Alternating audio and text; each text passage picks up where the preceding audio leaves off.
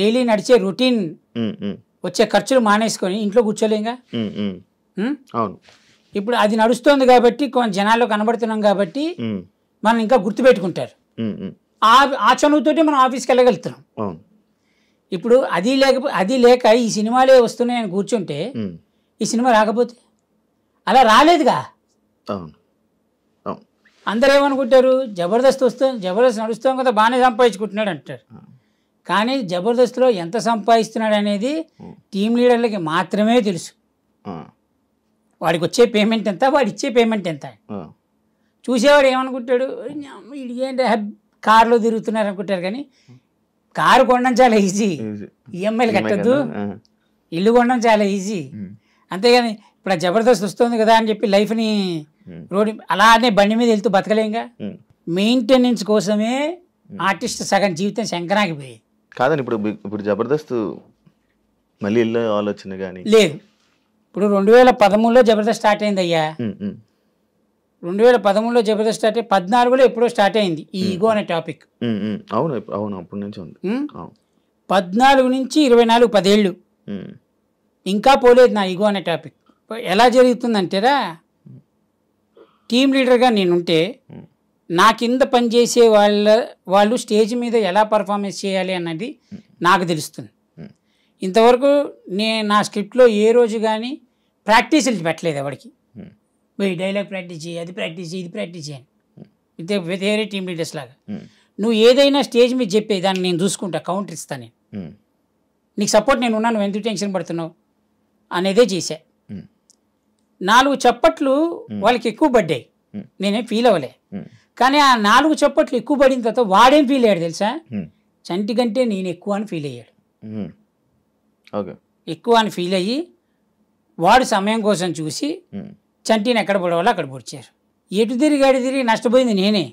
అందరూ బాగున్నారు, అందరూ హ్యాపీగా ఉన్నారు. నేను అదే అంటున్నా, ఈరోజు జ్ఞానోదయంతో చెప్తున్న మాట. జబర్దస్త్ బ్యాచ్లో ఒకరికి ఒకరు సాయం చేసుకునే గుణం ఎంత శాతం ఉంది అనుకుంటున్నావు? ఉన్నదా అసలు? 100% ఉంది. 100%. అయ్యో, ఒకటి కష్టంలో ఉన్నాడంటే మొత్తం జబర్దస్త్ మొత్తం టీం అందరు కలిసి సపోర్ట్ చేస్తారు. రివర్సా? నేను రివర్స్ ఏమని చెప్పానా? స్ట్రైట్గా చెప్పింది. ఏది నిజం ఏది అబద్ధం నీకు తెలుసు, నీ మనసుకు తెలుసు, చూసేవాళ్ళకి అర్థమవుతుంది. ఉందనే చెప్తున్నా అబ్బా, నేను తప్పు చెప్పట్లే.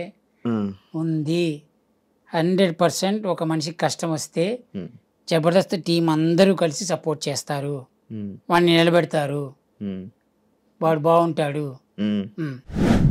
ఇప్పుడు సీరియస్లీ మనం ఇప్పుడు సినిమాలు చూస్తున్నాం, సినిమాలలో కూడా ఇలాంటి కంటెంట్ ఉంటుంది.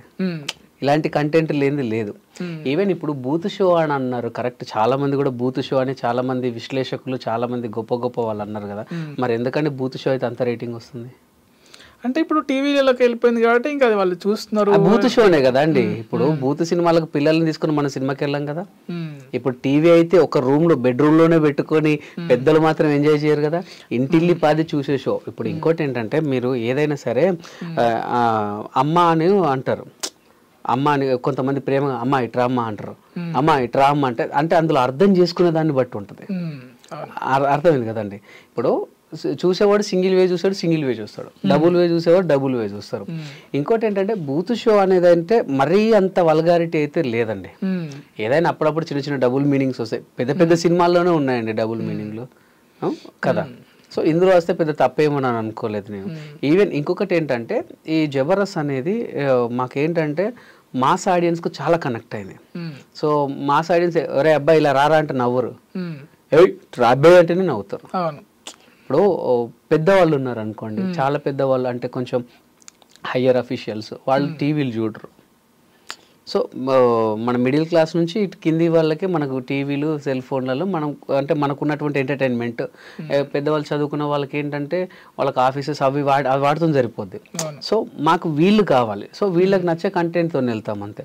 మీరు ఇంకొకటి, మీరు బూత్ షో, ఇప్పుడు మీకు జబర్దస్త్ ఒక ఎపిసోడ్ ఎన్ని వ్యూస్ ఉంటుందని మీకు తెలిసి యూట్యూబ్లో? మిలియన్స్లలో ఉంటుంది. ఎస్, ఓకే, ఒక 1,00,000 వేసుకుందాం సరే, మిలియన్స్ వద్దు, 1,00,000 వేసుకుందాం. అందులో వచ్చే కామెంట్లు 50 ఉంటాయి కదా బూత్ షో అని. అంటే మిగతా 9 లక్షల మంది 1 మిలియన్ తీసుకుంటే సరే 90,000 మందికి తెలియట్లేదా? మరి ఎందుకు వేయట్లేదు వాళ్ళు? ఇప్పుడు మీకు వచ్చిన దాంట్లో కామెంట్స్లో చూసుకుంటే మీకు ఒక 80-90% సూపర్ గ్రేట్, పలానా కామెడీ బాగుంది, పలానా స్కిట్ సూపర్, రాఘవన్న సూపరు, చంద్రన్న సూపరు అని అట్లా పెడుతూ ఉంటారు. ఎవరో ఒకటి బూత్ షో, వేరే బూత్ ఒక 5-6 పెడతారు. 100 కామెంట్లు ఒక 5-6 వస్తాయి. ఇంకొకటి ఏంటంటే అండి, కాసే చెట్టుకే రాళ్ళ దెబ్బలు, కాసే చెట్టుకే రాళ్ళ దెబ్బలు 100%. ఇప్పుడు బూత్ షో అనే మహానుభావులు వాళ్ళు ఎప్పుడు కూడా బూత్ వాడలేదా? వాడతారు, వాళ్ళ నిత్య జీవితంలో వాడతారు. మీరు నిజంగానే అది నిజంగా బూత్ షో అని అయితే అంత రేటింగ్ రాదండి 100%.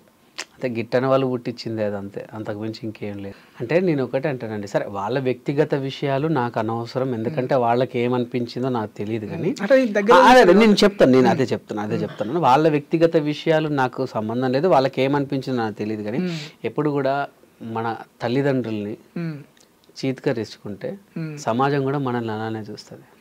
ఇప్పుడు తల్లిదండ్రుల్ని అనాథాశ్రమంలో వదిలినోడు బ్రతికినా చచ్చినట్టే నా దృష్టిలో. తల్లిదండ్రుల్ని బ్రతికుండగా అనాథాశ్రమంలో వదిలిన కొడుకుల్ని వాడు బతికినా చచ్చినట్టే నా దృష్టిలో. సీరియస్లీ, వీడు చిన్నప్పుడు పుట్టితే వాళ్ళు ఎంతగా వాడిని పెంచడానికి ఎంత కాయ కష్టం చేసారు, అండ్ వాడిని చదివించడానికి ఎంత కష్టపడ్డారు. వాడు చిన్నప్పుడు ఇట్లనే టాయ్ చేసుకున్నా లేకపోతే బట్టల్లో పోయినా వాళ్ళు చీగొట్టిర్రా? పోనీ నాకు ఇది కావాలని ఏడిస్తే వాళ్ళు కాదన్నారా? నిన్ను చదివించి నీకు ఒక ఉద్యోగం ఇప్పించి పెళ్లి చేయించి పెళ్ళిళ్ళు చేస్తే ఇవాళ వాళ్ళు ఒక ఏజ్కి వచ్చిర్రు అని చెప్పి వాళ్ళ దగ్గర ముసలి వాసన వస్తుంది, బట్టల్లో విసర్జించుకుంటున్నారు అని చెప్పి నువ్వు అక్కడేసిన చిన్నప్పుడు వీళ్ళు అట్లా చేసిర్రా? ఒకవేళ వాళ్ళు నేను ఇదే చేస్తే ఈరోజు నీకు బతికేంది? అవునా కదండి? వాడు లేనిది అసలు వీడెవడు? ఇప్పుడు వచ్చిన పిల్లలు ఎవరు? ఇప్పుడు నువ్వు నీ కొడుకు వీడికి ఎప్పుడైనా చిన్నప్పుడు జ్వరం వస్తే వాళ్ళు ఎంత తల్లడిల్లిరు, వీడికి ఏదన్నా అయినా కూడా ఎక్కడి నుంచి అప్పు తీసుకొచ్చి వాడిని బాధించిన రోజులు. ఇప్పుడు నీ కొడుకు చేస్తలేవా? రేపు వాడు కూడా నేను అంతే చేస్తాడు. సో అదే విధంగా అన్నం పెట్టినటువంటి జబర్దస్త్ని కానివ్వండి, మనల్ని ఆదరించి 10 మందికి పరిచయించిన జబర్దస్త్ని కూడా ఎప్పుడు కూడా దాన్ని బ్యాడ్ చెప్పొద్దు. బ్యాడ్ చెప్పిన వాళ్ళను ఖచ్చితంగా సమాజం కూడా అలానే చూస్తుంది 100%. ఎందుకంటే బిఫోర్ జబర్దస్త్ నేను ఎవరిని, ఆఫ్టర్ జబర్దస్త్ కదా వెంకీ మంకీ. ఇప్పుడు నేను ఏదైనా సినిమా ఆఫీస్కి వెళ్ళినా, ఎక్కడికన్నా వెళ్ళినా వెంకీ గారిని గుర్తుపట్టి మనల్ని కూర్చోబెట్టి, ఇప్పుడు నార్మల్ ఆర్టిస్ట్ వెళ్తే ఆడిషన్స్ తీసుకొని పంపించేస్తారు, మేము వెళ్తే కొంచెం మాట్లాడి టీయో కాఫీ వచ్చి వెంకీ వచ్చింది కదా ఏదో ఒకటి ఇచ్చేద్దాంలే అన్నట్టు మాట్లాడతారు. నేను అనేది ఏంటంటే మనం ఎక్కడి నుంచి వచ్చినాం అన్నది మూలాలు మర్చిపోవద్దు. మూలాలు మర్చిపోతే అదిగా వాళ్ళకి విజ్ఞతకు వదిలేద్దాం. అంటే తొక్కడం అంటే చంటన్నకు ఏం జరిగింది నాకు తెలియదు, కానీ నేను ఒక్కడే చెప్తాను, మనకు టాలెంట్ ఉంటే ఎక్కడన్నా బతకొచ్చు. అది జబర్దస్తే కావచ్చు, డిఏ కావచ్చు, శ్రీదేవి డ్రామా కంపెనీ కావచ్చు, ఇంకా ఏదైనా స్టార్ మానే కావచ్చు, జీ తెలుగే కావచ్చు, ఎక్కడైనా బ్రతకొచ్చు. ఇప్పుడు నేను మన ఐ డ్రీమ్లో పనిచేస్తున్నానండి, నాకు టాలెంట్ ఉంది, మీరు యాంకరింగ్లో మీరు సీనియారిటీ, మీరు నన్ను దొక్కారు, నాకు వర్త్ ఉంది.